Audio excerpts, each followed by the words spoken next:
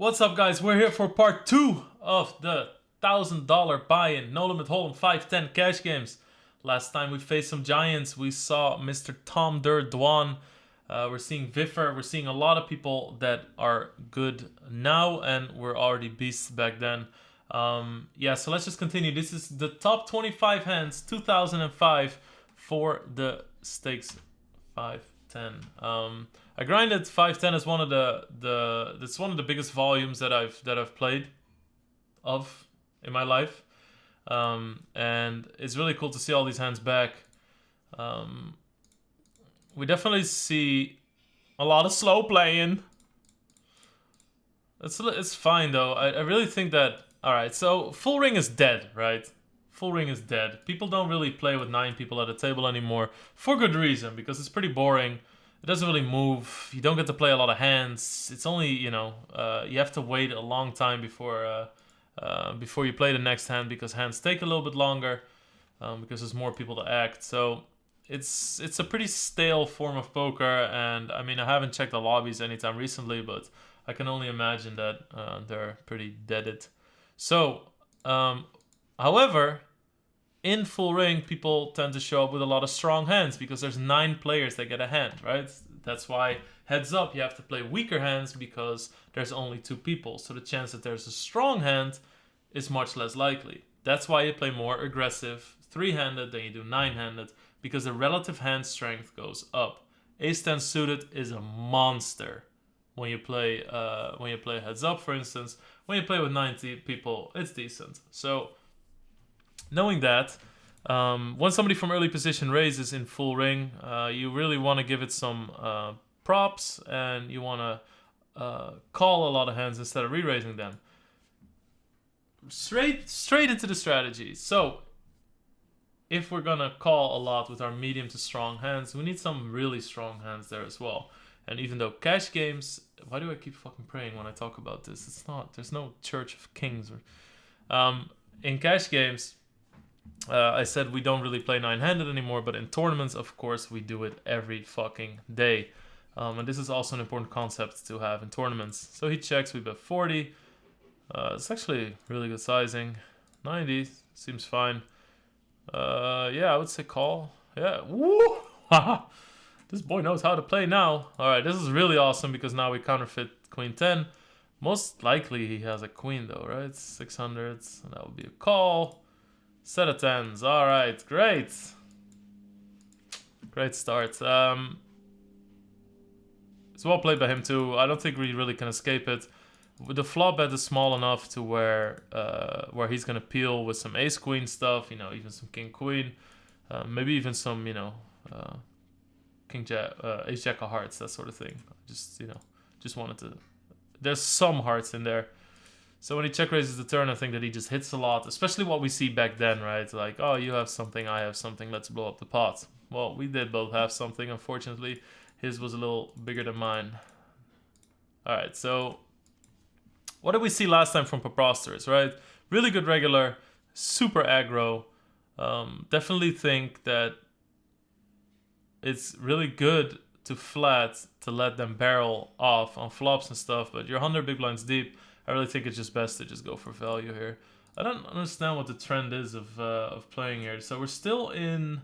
Oh yeah, we're still in August. So this is what we talked last about. When you want to see that story, you have to go to the last video, because I talked about being hacked and losing all my money online everywhere except for stars. So this is all right before that. How the fuck is this pot getting big? All right, guys. This is a very important lesson. There was a hand with me and Vanessa Russo on the big game, and she floated me with a gutter, called the turn with some shifty draw. That's very bad. You do not want to call loose players with very debatable hands because they're more prone to barrel. This guy, Preposterous, that's his name, it's not my feeling about him, but this guy has shown in the last few videos that he can get very aggressive. You want to stay away from a lot of marginal spots, and this is about as marginal as it gets. Of course, there's a lot of, people shut down on turns, you might be good, but it is 3-handed. Mr. Mike Todd from 1968 is still in here as well. It's 3-handed, so betting ranges become stronger. My relative hand strength goes down because there's another person I have to worry about. So if you're gonna call here, I would much rather have a hand like 8-9, 8-7, you know, straight draw, even 10-9, honestly, would play easier than kings here. So I just think that we just gotta get away from kings here. Yeah, this is... Oh my god, what the fuck are you doing? You see, and this happens. You start talking to yourself, oh, but he's so aggressive. It's an ace-high board, he's always gonna bet this. Alright, this board is as dry as a stack of hay, and the river should even be reasonable for me, not for him, and he still shoves. Please don't pay it off. I beg of you, and we're dead. So obvious. This is just really like... This is the consequence of playing somebody every single day, thinking that they're doing something insane that people just don't do enough. I mean, if you're gonna call 3 barrels here with kings, you might as well do it with fucking 6-5 offsuit. That's an exaggeration, but it's not good. This is very bad. This is really, like, paranoid, overthinking, over-leveling. Just bad on a lot of levels. So, just like, it's a very important lesson when you play against aggressive opponents, though. Grim Poker, my boy. Alright, 60, 200. I like it. Why not? Oh! Oh, the min raise! Do you have a flush too? Or is that a king jack that you shouldn't have peeled? Tell us! Set of queens. That's painful. Pretty dangerous turn, but what are you gonna do? Well, to be really fair with you, I would still kind of flat. I would flat the turn if I was him. Because, like, you have to think about what you represent yourself, right? Because if you think about what you represent yourself, you can also figure out what you're gonna get paid off by, which is what we talked about last time as well. So, if he raises the turn here, on the turn here, what is he representing here? What value hands is he representing? Straights and flushes, right? Is a hand like 10-9 of spades gonna pay him off? Yeah, Queen 10 is in a pretty tough spot here, you know what I mean? And then you block most of those hands too.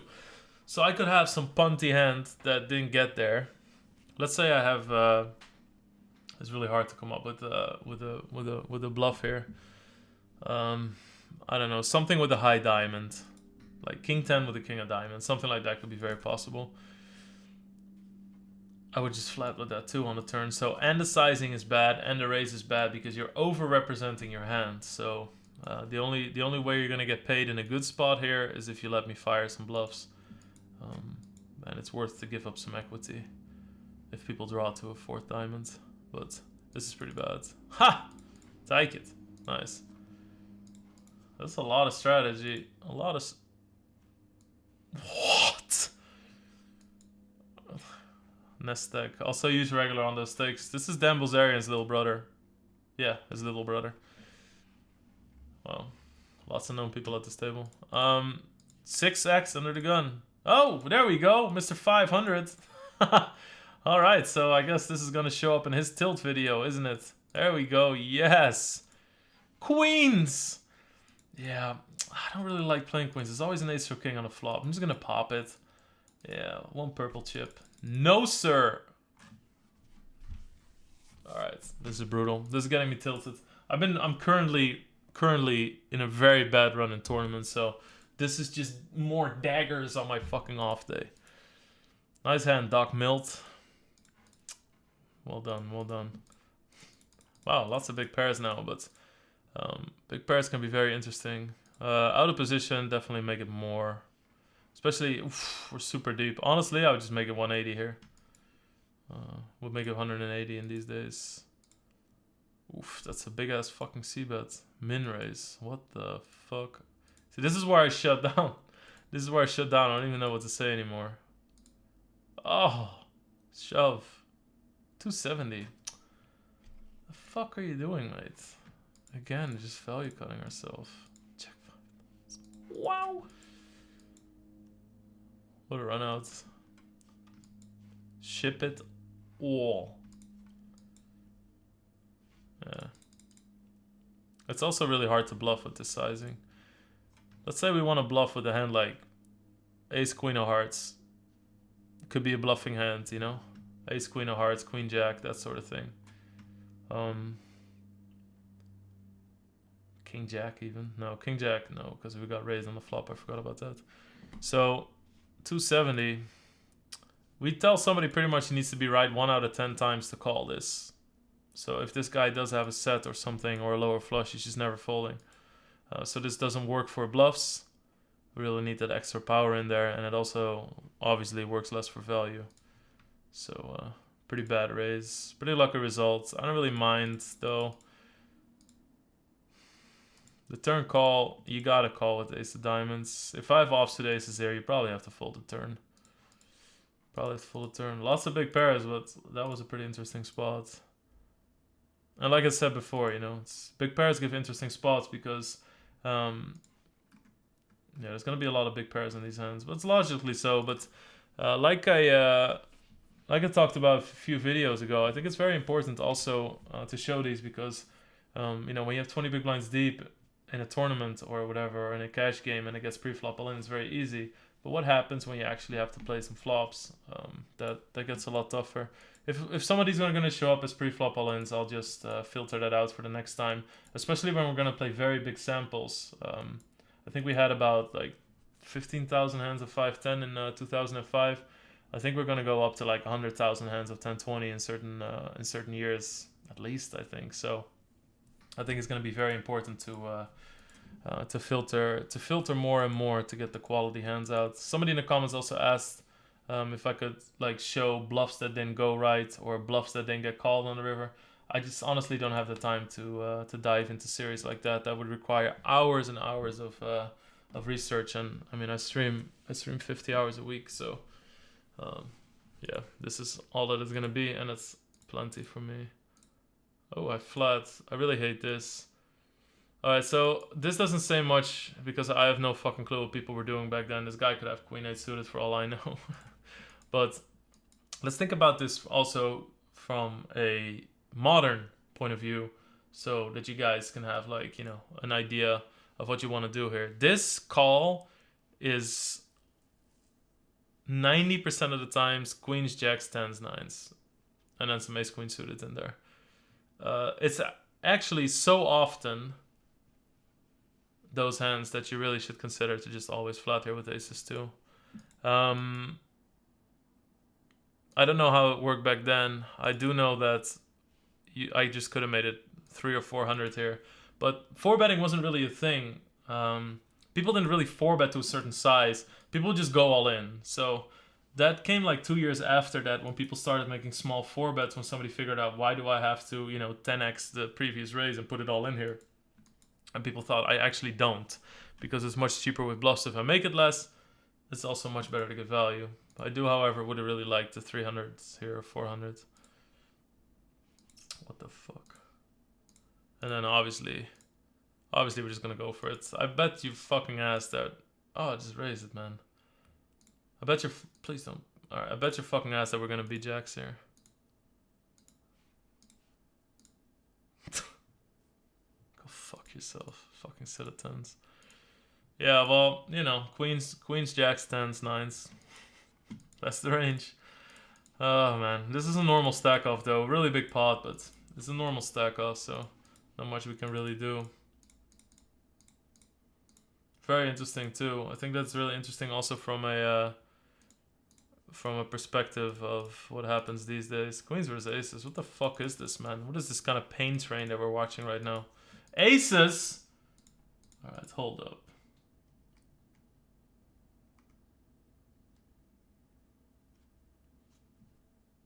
Hold the fuck up.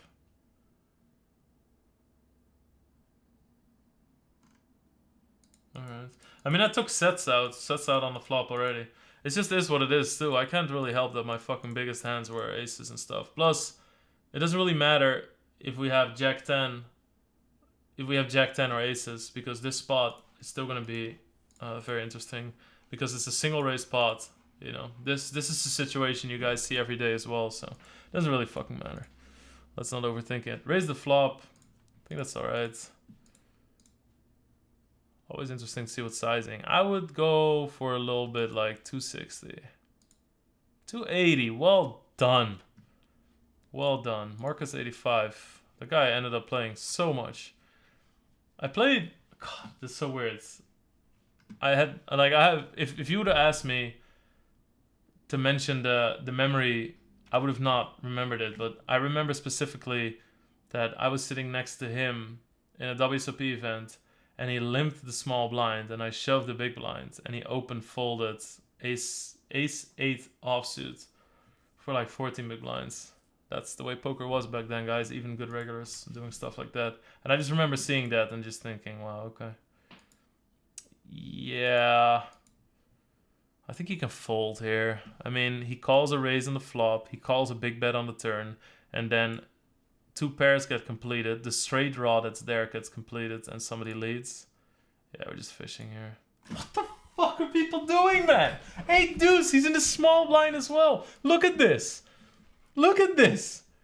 Where does it go wrong? I was going to go to the flop, but we have to go way back further in time. Look at this. What the fuck is this? And then... what the fuck?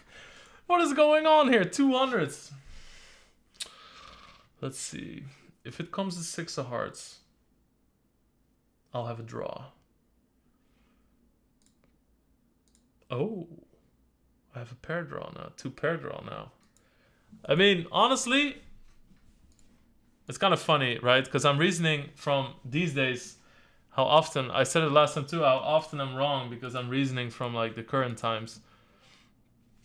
This is actually fucking crazy. And then here he just like, all right, cool. Well, he can have Jack 10. Oh, but I can have Jack 10 as well. And then just fires. I have to give him credit for at least for leading here. Honestly, if this guy would have shoved 700 here, I think, or 800 almost, I think he's going to get a lot of folds. So, a lot of the time, you know, like, people have the right sense. They do feel like, hey, I feel like I should bluff here to take the pot away, but then they don't do it completely, and then you get in a fucked up spot like this. Just make life too easy. Like, I think in current times, this is almost never a bluff, but fuck it if I knew, man. It's... I guess you just can't fold. That's why those hands with the kings in those other spots that we saw earlier, this doesn't matter. You just gotta pay it off. All right, I'm really getting over this limping with pocket pairs. I really hope that we start fixing that soon. I will say that I thought I played way more aggro than I do here, but I do think I win a lot of small pots as well on these stakes. That's fine, just a raise, 200. All right, we both have something apparently, so he's just gonna rip it in on the turn. And what are we up against? 7 always coming 7? No, not this time. This is pretty optimistic. I don't really understand this, you know. He's like, okay, I'm gonna lead. That's fine. I get raised. I can call. It's a limp pot pre-flop. Somebody could make a move. Somebody could have a flush draw. I call. No, 200. Why? And now here? All right, bluff. How's this even a good hand to bluff? It's so much better to bluff with the 3 in your hand here or something. This is so crazy. Gotta give him some credit though. I probably would have folded everything except for a boat or an 8. But at this point, don't I have an 8 a lot? I can have a limped high pair. Alright, I gotta give him some credit for at least playing it strong. If the last guy with the 8 deuces played his hand like this, then he probably would have gotten us to fold, right? Because this guy wasn't gonna fucking put 360 on the river. Alright, if I flat, I'm gonna quit poker forever. Thank you. It's too small, but thank you. That was actually kind of... that was actually a little bit scary. Alright, so we got flatted. Bet 170. Shove. Easy call. What did we do? God damn it. What's up with these fucking sets, man? Fucking guy.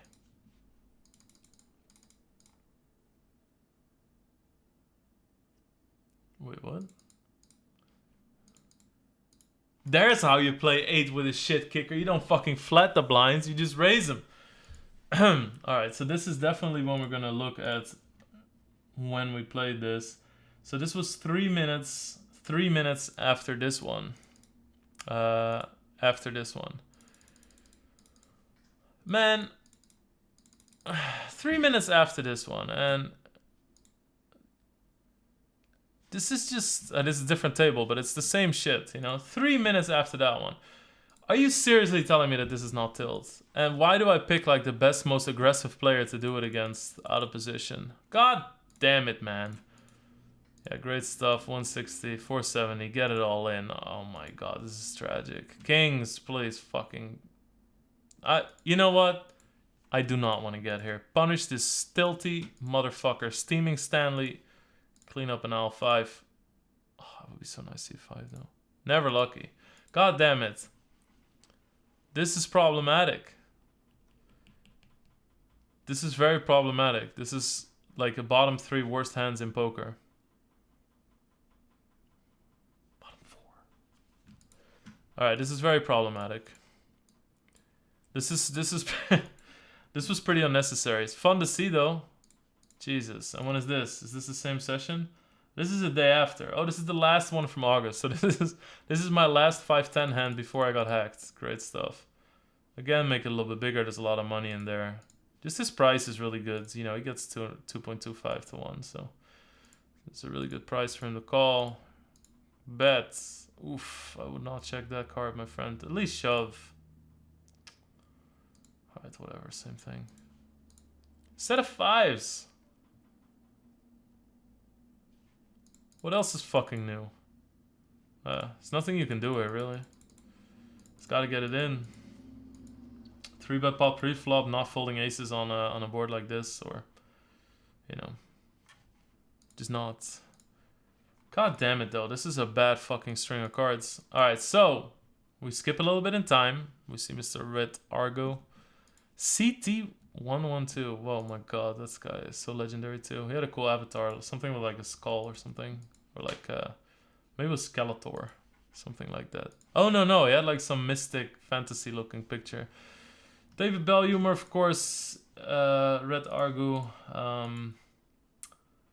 Alright, so this... Oh, fuck, sorry. This is the last one. This is the last one from... No, this is...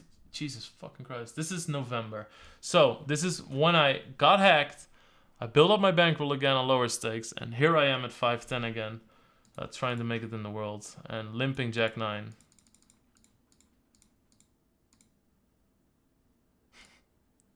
I love these fucking bet, raise, 3-bet. It's so silly. Bet, boom, boom, boom. It's like a fucking pinball machine.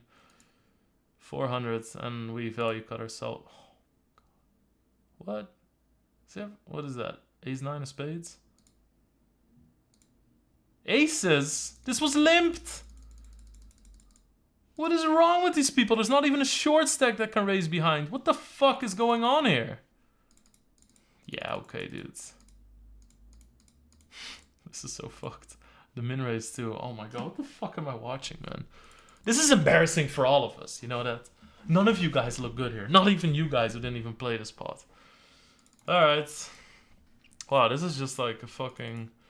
Get fucked. Also, just as a disclaimer, I understand that there's like I just said, there's high pocket pairs, whatever. We still see a lot of interesting spots, bet sizing wise, and just history wise as well, because, you know, we need to go over these hands and really see how we did and how our progression was through the stakes. Also, there were very little 5-10 hands. So I played a lot of big pots, but a lot of them were with pairs like this. But, you know, a lot of our everyday fucking tough spots can consist of playing kings and queens in these positions. So there's a lot of... So many raises on the turn. There's a lot of information to be gotten from that. I mean... He's the big blind. It looks pretty scary. I don't know anymore. I don't even think present Lex could win in the past. That's not true. I would be fucking making millions on these stakes. Oh! Kings! How the fuck do people show up with kings and aces in these spots? What is this? Alright, true poker happens on the flop.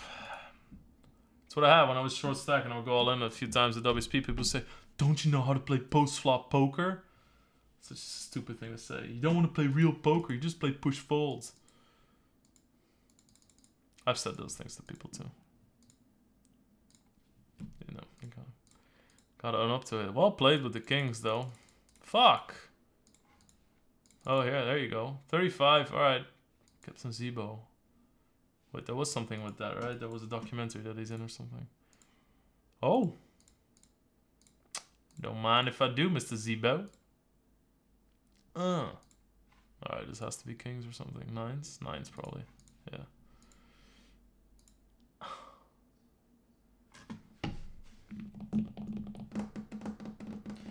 This is bad. This is bad. This feels like I'm watching my current tournament form. Big pot to lose. I mean, worst case scenario, right? 40% chance. Absolutely amazing. You can play these hands as fast as you want. I mean, even if you're up against, let's say you're up against Ace Jack of clubs, it's really not that bad. You have a 6 and a 7. You know, you can still hit a 10 or a 5, and even if the 9 is a club, you have 2 club outs. It's just like really strong hands. You can play these as fast as you want. I mean, I guess 9s with a club would be worst case, if we're really going to be nitpicking. This is just too bad. Well played. I think that it's really good. Oh shit, yeah, it's on the flop. Alright, cool, yeah, pretty standard. 40. That's what we do. A little short-handed action here. Oh, we got a heads-up edition coming of this too. The tilt edition, like I said last time, should be very interesting. This of this series. Raise pre-flop, bet the flop, very standard. The turn checkmin raise, as per usual. Is this just? I'm really waiting for a hand where. Oh wait, they show up with plenty of hands where they don't have it, but that's daily quads for this motherfucker. This is crazy, guys. You see why I talk about on my stream to say a lot that check min raises are very strong on the turn. We went over it in the previous video. I mentioned the past videos a lot, but like I said too, I do it again. It's the progression through the stakes and also kind of the progression through strategy that we talk about. So I really, if this is like the first video that you see, I really would suggest that you start at the beginning or even at the start of the year to get a good picture. I think that, you know, when it gets to 200, 400, it's going to get a lot of standalone views, but especially if you're interested in poker, if you want to see the way online poker progressed, if you want to progress yourself, then it's good to start at the beginning, because then also you know what we're referring to. All right, obviously good. You know why? Because if I raise the turn, I represent I was gonna say twips, then I represent trips, and by flatting the turn, there's bluffs are there. I could still have a hand like 8s or 9x or whatever. All right, cool. 6s, yeah. This is well played. This is just well played. This is like, don't get greedy. What matters a lot here, guys, is that you're in position. So you get to say, you have last say on the river. So, you know, even if he has a hand, you know, like pocket 10s or ace 9, he can just check it back and be content with what's in the pot then. So this is really good stuff. I like this bet. He's saying, what is this bet saying, guys, on the river here? What is this bet saying? Either if it's a value or a bluff, it's both saying I have a boat, right? I have a fucking boat. So he needs to bet big. This is the same mistake that we made earlier with the ace of the aces with the flush. This is a situation where you want to bet big because it doesn't work for your bluffs if you don't. What if I have queens here and he bets 140, 160? Am I ever folding? No, I'm not. But this is a good size. Works better with value as well. Just kind of didn't work here. I absolutely do not mind how this guy played this hand. And that's important to note sometimes, right? You can't just always say, oh, he lost the hand, so he probably made a mistake. Nope, it's about what if you played the hand 100 times? Did you make a mistake, yes or no? And that's the most important thing to, yes, nice table there. That's the most important thing to realize. 50, please make it. You see, like, well, he has 600, so I think 160 is fine. Probably gonna make it 150 though. Oh my god, yes, doom. Oh, wow. It's kind of sad if you have to be so proud of yourself to add a little tenner on there. 200 is way too big. But whatever, it's not gonna matter. Trixie! It's pretty cool. It's a little bit, the 3 is a little bit dangerous in a way where you don't really want to give a deuce 5 or a 7 away. Like let draw people for free to that. But in the end, like even if he has a deuce five, or even if a deuce five or seven rolls off, you just check and you call it all in anyway.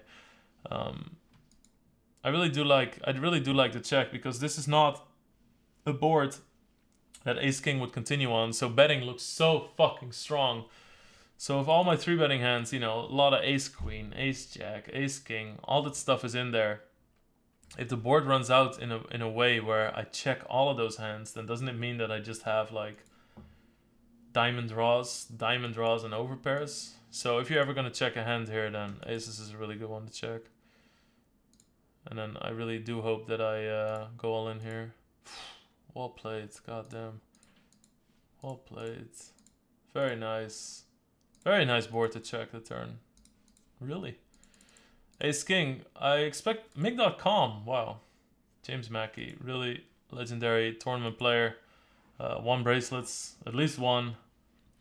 Finished second in the first 8-game tournament ever. I remember when the tournament was held. I think it was a 2K. Lost to Toonie or something.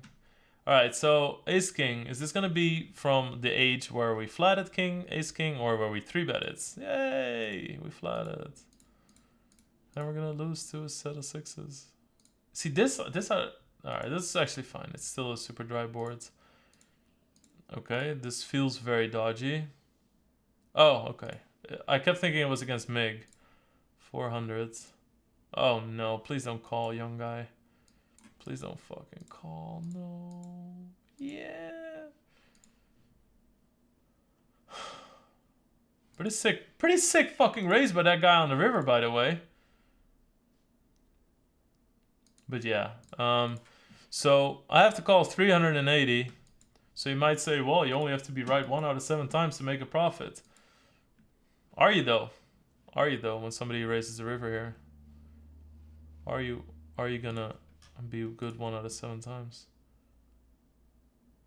This is just always a hand, right? Unless you're playing the cleaner, because that guy's sick enough to make a bluff out of it. So really tough spots we're seeing here with overpairs. I'm getting felted in a lot of these hands. I think that a lot of them are not really my mistake though. Jesus fucking Christ. Honestly, I have no idea anymore. We're just gonna watch a hand here.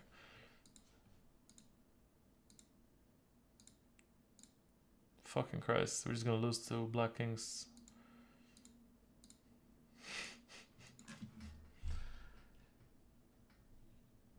But, I mean, guys, think with me here. So we flat a pre-flop, fine. What the fuck do we do here? We've seen 8 deuce suited. We see Jack 8 offsuits, 10-8 offsuits, 8-3 offsuits from this fucking guy in the top left here. This was a different time.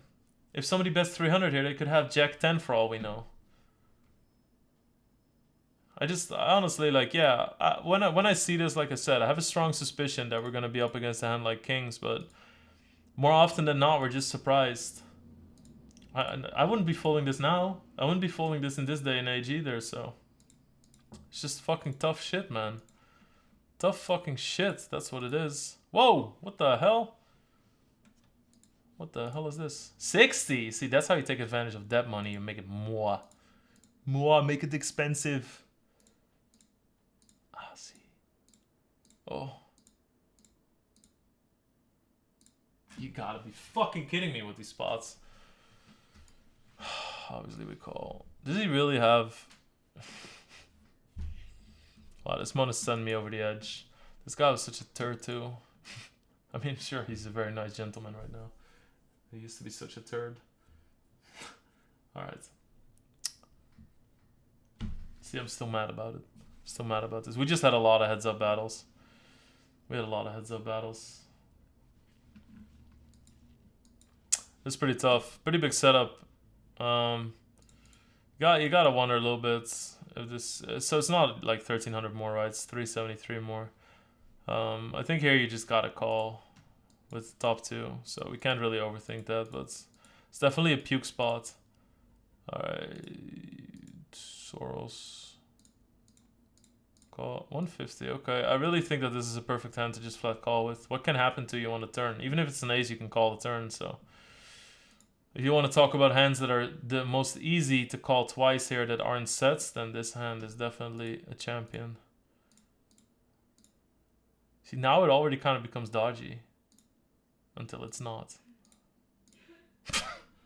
Okay, this was a terrible fucking month.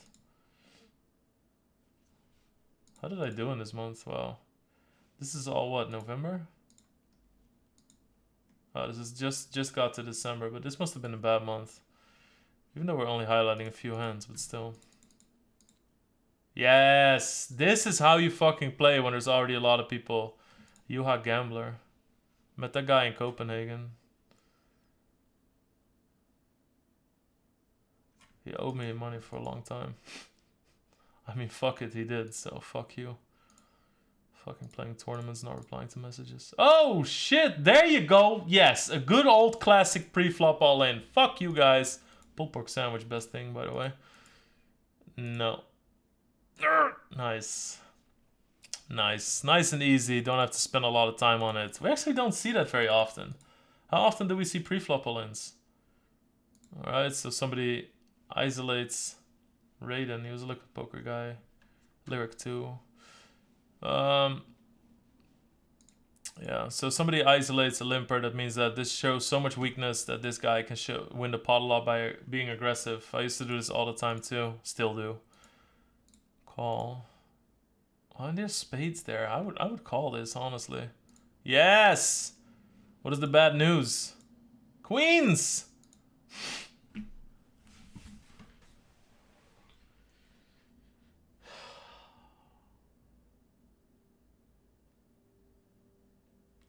Is this the moment where you guys wonder why you're even fucking watching me play poker? 3rd of December. Back to the Stone Ages. Fucking hell. This one is from 3rd of December as well. So this is the last hand of 5-10 that we played this year. Wow. What a fucking shitstorm. 60. What is with all this fucking flat calling of all these high pairs, man? Fiffer, yo.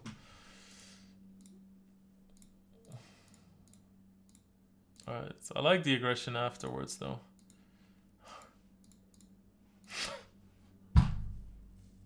I'm getting so mad. Alright, nice, guys. I'm gonna be tilted in the weekend now. This is really bad. Holy fucking shit, this is bad. Alright, let's see. What's the overall result here? Oh, that's nice. This is pretty good. Look at this. What a great month this was. Lost 20k on 510. That is brutal. Very bad EV as well, because we're just up against sets and shit. Look at this. Wow. Crazy. This was a bad month. That's a lot of money for back then. That's my 2nd year grinding. This is 2-month results. That's fucking nuts. There's gonna be some tilt hands, like I said. Let me see.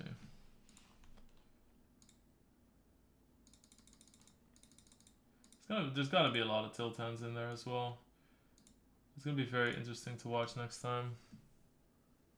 I mean, I got hacked as well that year. How the fuck? Oh my god, what a year. Jesus. How the fuck did I have that kind of money?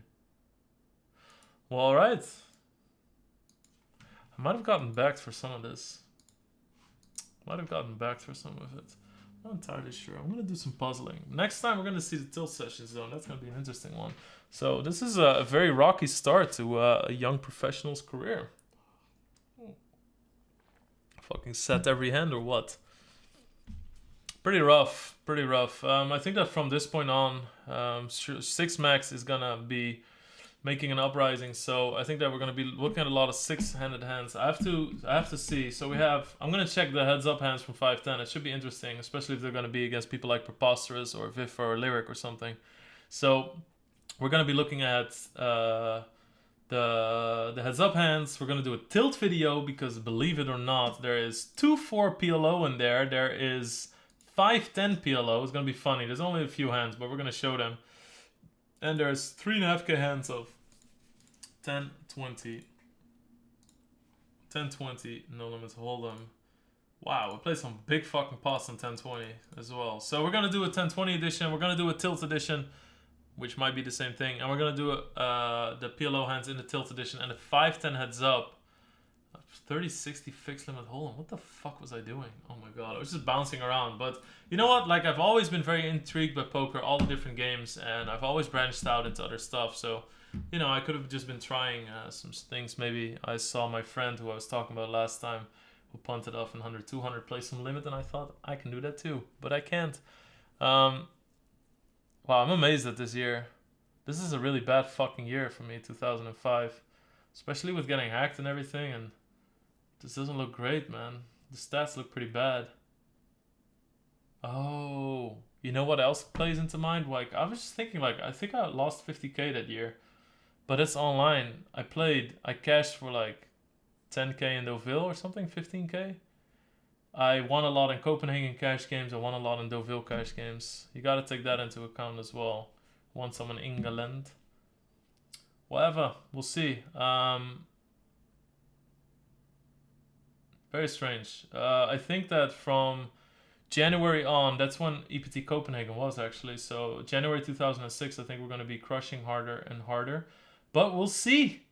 We'll see. Who knows? We're going to see some tilt. We're going to see some interesting heads-up hands, because definitely I was already kind of polishing heads-up game and stuff. Thank you guys for watching. I hope you really enjoyed it. If you like the strategy type stuff, make sure you check the training videos with Ben CB. That are also on my channel. Just want to put out as much content as I can for you guys. It's also YouTube specific stuff, so I hope you appreciate it. If you do appreciate it, click the subscribe button so you can keep up to date with what I'm doing. Click the like button as well to make sure that we make more videos and we continue the series. And I have a really cool surprise for you guys coming soon. Peace out. See you next time. Take care.